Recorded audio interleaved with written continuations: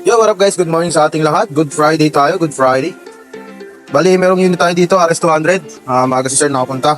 Bali, ang gagawin dito, papalit tayo ng flash lining. May dala na si sir na pyesa. Ayan, ito yung flash lining ni sir. Tapos ito yung gasket niya. Ayan. Bali, gagawin natin dito, dodrawing na natin yung langis. After nun, taka natin buksan yung right side crankcase ni sir. So, update ko kayo pag na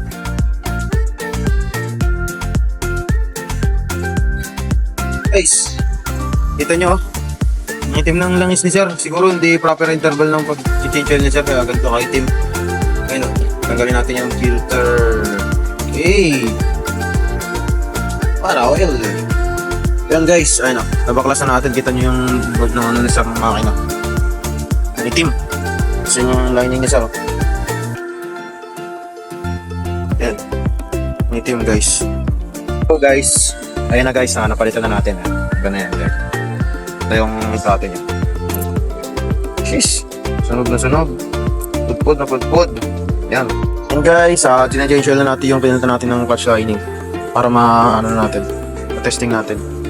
At syempre, add-knock pa rin tayo. Bali yun guys, tapos na natin yung RS200 natin na pinalitan ng clutch lining. Yan, sination na rin. Nakantay ko na yung customer, then paparoad test natin. So, yun lang guys. Bali, tapos na ito guys. Peace out.